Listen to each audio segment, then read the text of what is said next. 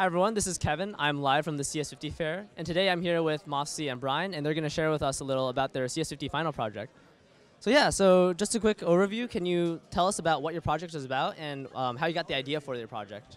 Our project is called Food for New Haven, and it's an Android app that aims to connect food banks, people in need, and donors more efficiently, because we want to improve a pre-existing program on how all of these parties are communicating with each other, and we aim to consolidate all the information that's been circulating around this situation so that it's more efficient and just easier for them to know what's going on, what resources that they can obtain from food banks, as well as what resources they can donate to food banks.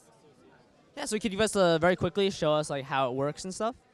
So when you first open the app, you're taken to a Google Maps interface that displays local nearby food banks such as St. Thomas More and Downtown Evening Soup Kitchen. So because we're using the Google Maps interface, you're also able to access the addresses of these places as well as directions on how to get there. We started communicating with St. Thomas More and Iris, and they've expressed interest in becoming involved with our project, so we're going to be following up with them with more information about that. So when you click on a marker on Google Maps, it's going to take you to info window, which is going to transfer you to another activity page that displays a table of resources that's needed by the food banks that they already have, as well as the food banks themselves. I'll take over from here. So from here, obviously, as mentioned, this is a list of all the food banks as well as the needed supplies and the supplies they have in stock. Right now it's blank, but let's say that you are a food bank and you want to update your supplies so that everybody can see. So let's say I'm Downtown Soup Kitchen. I would go to Update Table, and I can put in an authentication key given specifically to that location. So obviously, I, being a theoretical employee at Downtown Soup Kitchen, would put in Soup 1, and then let's say that we need soup, and let's say that we have crackers.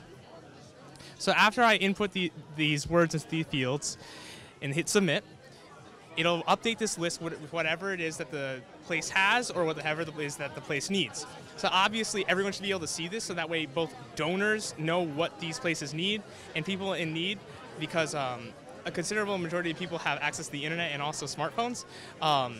They can see what it is that they have in stock, so they can go where they need food, toiletries, whatever it is. And that is the implementation of our app. We're hoping that we can get it on the App Store itself, on the Google Play Store, and hopefully we're going to be continuing to talk to the local food banks to see what else we can do to implement this project further. Yeah, sounds really cool. While you're developing this, did you guys run into any unforeseen obstacles or any problems? Or I'm assuming this type of stuff must be really hard to make. Yeah, one of the main difficulties that we had with implementing this project was the idea of a database, because all this information for the list need to be stored somewhere, right? And the thing is that right now, currently, it's implemented in a local database, but when we push this to the App Store, we would need to have it in a global database, so that way everyone, regardless of who is using the app, would be able to see the same information. That comes with actually pushing it to the Google Play Store to begin with, so that implementation would have to happen then. But that was a major issue, because then otherwise, how is the data going to persist? How is everyone going to get the same information? How is it not just going to be bound to a single app? But other than that, it was very much new territory for us, because we've never worked in Android Studio before. We never worked in Java, so it was it's a very rough ride. But we were able to find the resources we need to actually do it, thanks to both people here at CS50 and also online resources like Android's Developer Kit. Well, thank you so much for taking the time to share your project with us, and good luck with everything in the future as you develop this in the future. Thank you. Yeah. My name is Kevin, and this is CS50.